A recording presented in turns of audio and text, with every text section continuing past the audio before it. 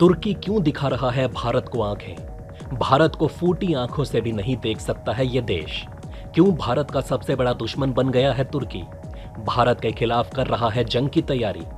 देखिए तुर्की का काला चेहरा, कैसे मुस्लिम वर्ल्ड को अकेले चूना लगा गया तुर्की।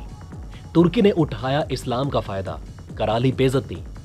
भारत के बराबर खड़ा होने के लिए तुर्की ने पटक लिए हाथ पांव, चल दिया एक और कदम। दोस्तों, पाकिस्तान का इस समय सबसे बड़ा साथी तुर्की है। ये देश पाकिस्तान से कंधा मिलाकर भारत के खिलाफ जहर उगलता रहता है। तुर्की का असली सपना यह है कि वो भारत की तरह देशों का लीडर बने। वो मुस्लिम देशों का लीडर बनकर एक ताकतवर देश बनना चाहता है जो भारत के खिलाफ हो। ऐसे में उसके रास्ते का अब तक का सबसे बड़ा कांटा था यूरोपियन यूनियन। ऐसे में अब तुर्की ने ऐसा कदम चला है जिससे मुस्लिम देशों को इसकी असली नीयत का पता चल जाएगा। दोस्तों, यहां तक की खबर मिली है कि कश्मीर में टेररिस्ट को पहुंचाने में भी तुर्की साथ दिया करता था। इतना ही नहीं, तुर्की अपने ज्यादातर हथियार पाकिस्तान को बेच रहा है। आपको बता दें कि दुनिया का सबसे ताकतवर मुस्लिम देश है तुर्की और भारत से इसकी कड़ी टक्कर है।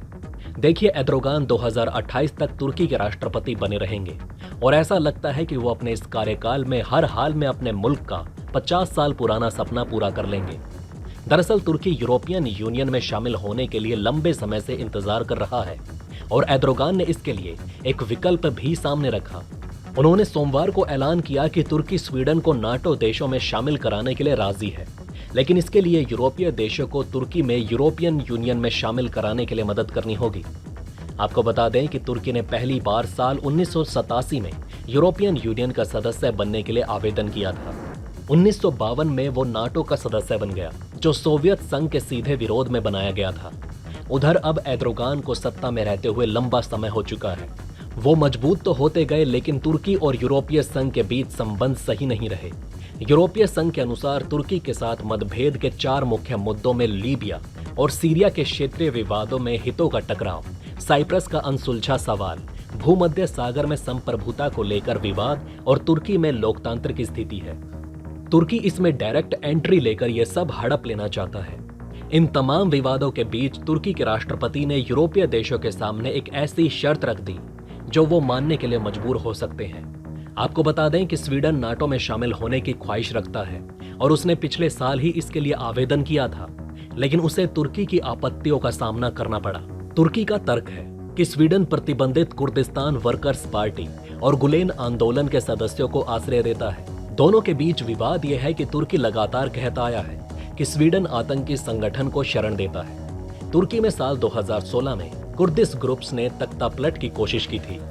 एर्दोगान स्वीडन पर उन्हें शरण देने का आरोप लगाते हैं। एर्दोगान ये तक कह चुके हैं कि हम ऐसे देशों से मित्रता नहीं रखते जो आतंकवाद को बढ़ावा देते हैं। हाल ही में स्वीडन में कुरान की प्रति फाड़कर जला दी गई, जो दुनिया भर में चर्चा का केंद्र बन गया था। इस मामले पर तुर्की का रुख आक्रामक था।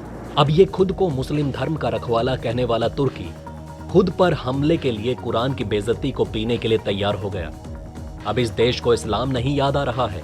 साल 2002 में जब राष्ट्रपति रजब तैयब एर्दोगान की पार्टी सत्ता में आई, तब तुर्की खुद को मुस्लिम वर्ल्ड का नेता बनाने की कोशिश में जुट गया।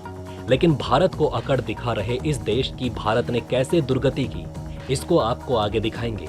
इसी कोशिश में एर्दोगान ने मुस्लिम देशों के कश्मीर जैसे विवादित मुद्दों को अंतर्राष्ट्रीय मंच पर रखना शुरू किया। एर्दोगान ने कई दफा पाकिस्तान का पक्ष लेते हुए संयुक्त राष्ट्र में भारत के खिलाफ बात की।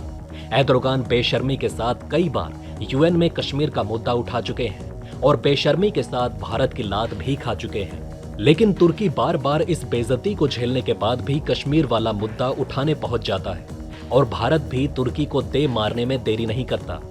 वैसे भारत ने अभी तक तुर्की को भारत का दोस्त नहीं माना। भारत तुर्की को अपनी रणनीति में फंसा रहा है। ऐसे में भारत से दोस्ती करने के अलावा तुर्की के पास कोई और चारा भी नहीं। साइप्रस के साथ रक्षा समझौते के बाद तुर्की खत्म हो चुका है और उसके बाद भी भारत ने तुर्की को हर एक पड़ोसी को हथियार दे रखे हैं। भारत ने यही फायदा उठाते हुए तुर्की को शांत करा दिया। अब देखिए, भारत भी कम नहीं है।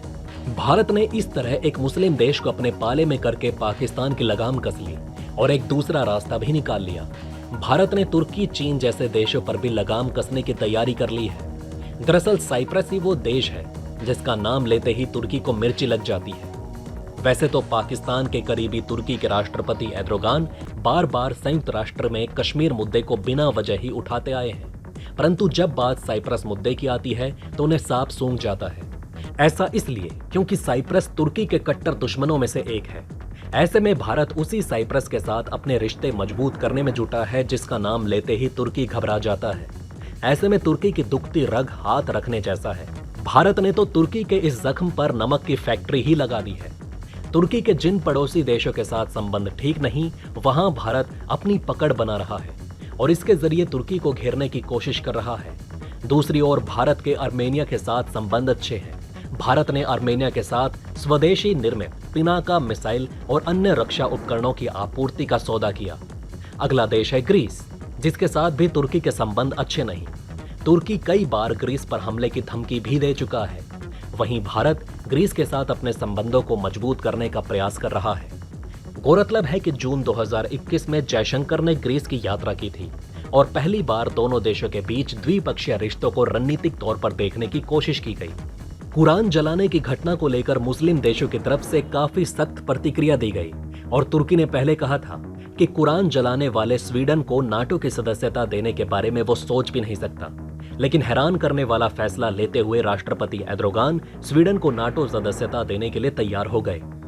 पश्चिमी देशों के गठबंधन नाटो में शामिल होने के लिए स्वीडन के आवेदन की मंजूरी को पिछली बार तुर्की ने खारिज कर दिया था और अब माना जा रहा है कि राष्ट्रपति एर्दोगान ने ऐसा सिर्फ वोट बैंक के लिए किया था।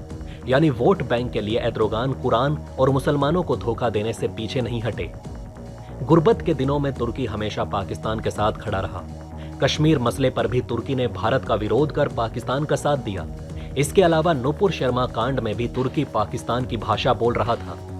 ये सब भुलाकर भारत ने तुर्की के लिए ऑपरेशन दोस्त चलाया। इस दौरान भारत की एनडीआरएफ टीम ने दिन रात राहत बचाव कार्य किया।